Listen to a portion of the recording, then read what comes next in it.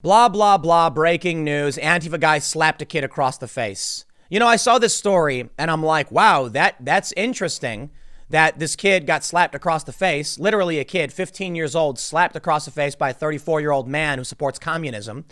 And I'm sitting here thinking like, but what else is new? You know, am I even going to read this story? Because what? You've heard it a million times already. What's new about this? Oh, it happened again. Oh, the media isn't talking about it. It's boring. But it is serious. And that right there is also extremely serious. This is becoming normalized and we're becoming desensitized to this nonsense. So let me tell you the story. 15-year-old kid shows up to a Donald Trump campaign tent. 15 years old, okay? Gets his picture taken with Donald Trump Jr. Must have been a really, really good day. It's near a polling station in New Hampshire. He goes and he holds up a sign in favor of Donald Trump when some lunatic guy, some communist, like literally a communist guy, walks out and just slaps him square across the face. Yes, because something's wrong with this guy. We get it. When two adults tried to intervene because he just slapped the kid across the face, he attacked them as well. Apparently got arrested. Well, as it turns out, the dude's got ties to Antifa. I don't know what he was doing voting anyway. If I had to make a bet, who do you think I would choose as to who this guy voted for? Come on. Throw some money down on the table. You got to name names. Who did this man vote for? Bernie Sanders? Yeah, come on. Now, I don't know if he actually did or not, but he's not voting for Biden or Warren.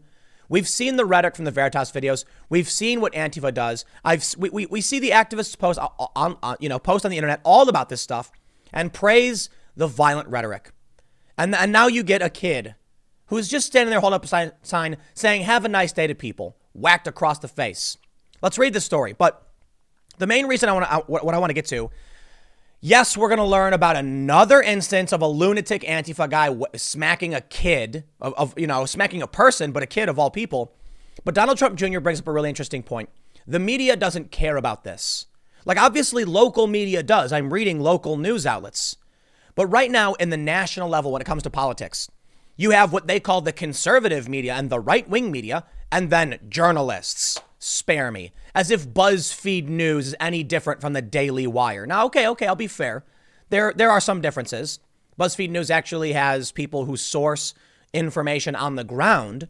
So there is a big difference. Daily Wire is mostly commentary. I can respect that. But what the problem conservatives have is that they're not sending people on the ground enough. Now, I get it. No matter what they do, they'd be accused of being biased. But when I look at CNN or MSNBC, they're the exact same thing as what Fox News is, just on the other side. Though they claim to be legitimate information. And you get people like Brian Stelter on CNN saying, "Don't go to the spin, come to us." Oh, please, dude. You are the spin machine. Let's read the story. Man accused of slapping teen Trump supporter in New Hampshire. No, I get it. We're going to read this, okay? But you know what happens. It's Antifa. We'll get to this, and then I want to talk about the media because the big story I want to talk about, look, I feel for this kid, and I think it's really important to highlight. We can't get desensitized to this, which is why I'm like, it doesn't matter how I feel. I'm sick of these stories, but we have to talk about it when it happens. But now I want to talk about Jussie Smollett as well. Dude's being indicted. Mum's the word. Where's anybody? Where's CNN? Where's MSNBC? It's huge news. They don't care because they're literally the same thing as Fox News, just for the other side. A Wyndham man was arrested for allegedly slapping a 15-year-old boy who was inside a Trump campaign tent during the New Hampshire primary on Tuesday. Police said 34-year-old Patrick Bradley exited the voting poll inside Wyndham High School and slapped the boy across the face. The boy was in a campaign tent for Donald Trump with other supporters and workers. When two other adults stepped in, Bradley allegedly assaulted them too. He's accused of throwing Trump campaign signs and attempting to knock over the tent. Just the day before, President Trump held a rally in Manchester to energize his base. The boy's father told WBZ-TV that when his son showed up at the polling location, he was excited to have a way to take part in the election process. He even had his picture taken with Donald Trump Jr., and Trump Jr. posted the photo. Trump Jr. later tweeted out the photo with a caption saying, in part, "Just got off the phone with him and his mother. I thanked them for being such strong supporters. My family has your back." Keep in mind, when these lunatics come out and attack people, Donald Trump Jr. is going to make that phone call and you are strengthening their base. These people don't understand how this works. Do you think you've convinced anyone not to support Trump? Quite the contrary. Your insane slap across the face of a child only makes more people support Trump that much. It makes people support Trump that much more because you look like a lunatic. And I'll tell you what else. When Project Veritas released that expose showing Bernie Sanders staffers talking about getting violent and putting conservatives in camps, it was the most engaged with story on social media, bigger than the Bernie Sanders, Elizabeth Warren comment about a female president. More people were interested in Bernie Sanders staffers saying these insane things. Let me tell you something. You get some middle of the road American. They see the story pop up on Facebook and they don't really pay attention. Most people are not paying attention. I go out and talk to regular people and they're on Facebook and they see that story pop up and they're like, whoa, that's weird. Then they see this story pop up and they go, whoa, that's what that other guy was showing in the video. These crazy communist, far lefty Bernie people. That's what they're going around doing. Yeah, this backs up. This provides some evidence that what these people are saying on these videos from Veritas, of course they mean it. Okay, let me tell you something. They're talking about putting conservatives in camps. And a lot of people are going to say, oh, but they're whiny, little baby losers. They would never have the ability. People on the right are armed. Yeah, okay, sure. But a lot of Americans who voted for Trump are just regular Americans. 9.4 million Obama voters switched for Trump. That's how Trump won, or partly how he won. So when these people say they want to do unhinged, insane things for no reason that makes no sense, like putting conservatives in camps, and then some dude walks out of a polling station and just smacks a kid right across the face, there was no reason for that. He just wanted to hurt a child. What do you think they're going to do when they gain real political power and they really want to hurt people? The boy's father. Okay, so the teen's father was one of the first responders called to the scene after the attack and says his son is doing okay, but is nervous about when Bradley is no longer behind bars. While he wants the attention to go away, the experience has provided a civics lesson. Bradley was arrested Thursday afternoon and charged with 3 counts of simple assault and 1 count of disorderly conduct. He is being held on $5,000 cash bail and will be arraigned on Friday. President Trump easily won New Hampshire's Republican primary against minimal opposition. And now we have the story from the post-millennial. They decided to do some background digging on this guy, and lo and behold, he is a far-left Antifa. So I'll tell you something. Who do you think this guy voted for? Let's just be honest, okay? I know I said it, but seriously. It's not necessarily fair to say we know for a fact this guy's a Bernie supporter, but who else is he? You think this guy voted for Buttigieg? Come on. We know who he's voting for. A Windham, New Hampshire man named Patrick Bradley has been charged with several counts of assault and disorderly conduct after he attacked 3 people, including a minor, for supporting Trump. They say after casting his vote in the Democratic primary at Windham High School, the 34-year-old walked by a Trump for President campaign tent and assaulted Trump campaigners. Police say he slapped a 15-year-old juvenile across the face. Lo and behold. So now here's several of his posts, and I'm just so I'm kind of over this. We know it's not going to stop. It's going to keep happening. And I'll tell you what, if Trump loses in November, if Trump wins in November, these people are going to go absolutely insane. I will say, if he loses, I don't think this will stop because I don't think Bernie's going to get the nomination. I don't know what to expect. I'll tell you what. I don't think if Bernie gets the nomination and actually wins, we're going to see the rise of, actual gulags for conservatives. But I certainly don't think Bernie deserves to have any position of power when he refuses to condemn his own staff talking about this stuff. But then you can see what'll happen if, Buttigieg gets the nomination. These people are nuts. There's no rhyme or reason to this. There's literally no strategic advantage to slapping a child across the face. So here's one of the posts from this guy from the Appalachian Feminist Coalition. Because Antifa is an ideology, it's not, and not an organization, it is. Having it classified as a terrorist organization gives the government free rein to classify anybody they please as terrorists, including you. Not true. Antifa is not an ideology. Maybe you could technically argue, but they have a flag and a banner. They say it's just an ideology. Anyone can be Antifa. No, you guys have a banner and you have meetings under the flag of Antifa. So it's not about labeling Antifa as an ideology. Because, okay, I guess technically you could say it is, but it's more of a splinter cell faction of extremists. But yes, they can label it a terror group, and they go after the cell organizations, like what's really funny? There's a branded cell that has merchandise. Like, I kid you not. It's in the Pacific Northwest. They have hoodies with their logo. It's like, oh, did you get those silk screened so you can sell them to your buddies? Yeah, that's right. They have brands. Antifa brand. And you can go on Twitter and see all the various brands. Each of those individual cells is operating in a certain capacity. Now, if Antifa is considered a terrorist organization, that, look, they're extremist factions. Would the argument be that, Al-Qaeda, for instance, they're just adhering to an ideology? You can't. No, of course not. It's not about the ideology. It's about that cell of people within that ideology, because they're not the only one who believe the insanity. So these people don't seem to get it. They're nuts. Here's this really funny post. So the funny thing about this comic is the only time I've ever seen it is when it's actually saying Republicans are bad. You've got the school saying Republicans are bad. The movie Republicans are bad. What looks like Chris Hayes, I guess, on MSNBC.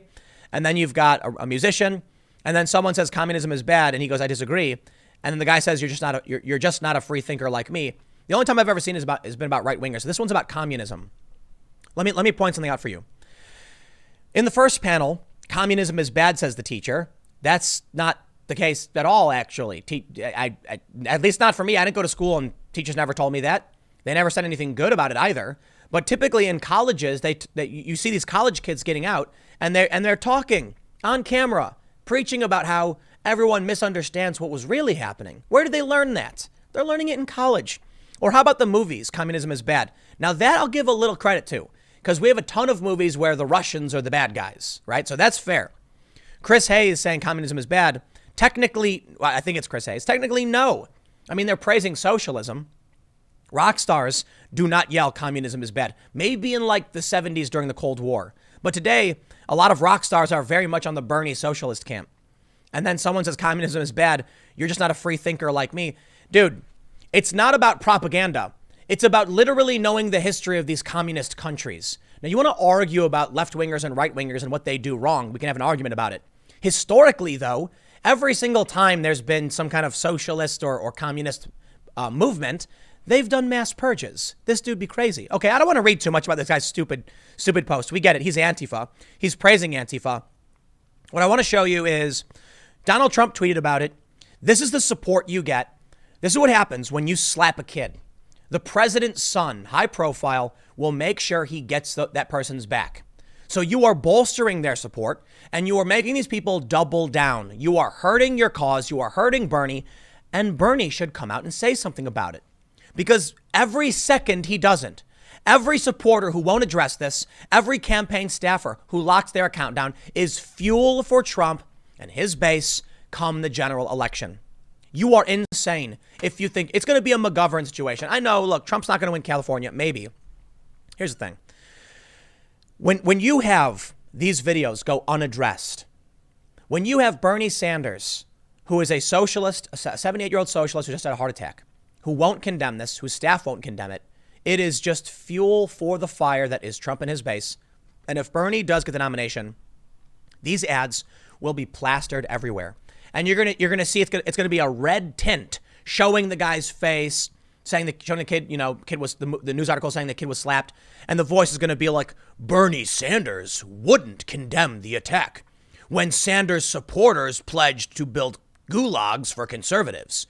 Bernie Sanders staff lock their social media account, issuing an official memo. Say nothing. That's what's happening, and that's where we're headed. But this is what I really want to get to, because, look, I know you're never going to hear this from the New York Times, I guess. They don't care about this stuff, because all we really have at the national level is partisan media. You've got conservative and you've got left-wing media. There is no neutral, sane, news source. Fox News reports CNN, MSNBC virtually ignore new Justice Smollett indictments, offer zero primetime coverage because they don't care. Because they know their audience doesn't care. And to be fair, you look at my channels, and of course I choose things to cover, right? Here's the difference. And here's where my criticism comes in. I understand that you, as an individual, perhaps have an opinion and you have something that you care about and want to talk about. Case in point, me. I'm one person.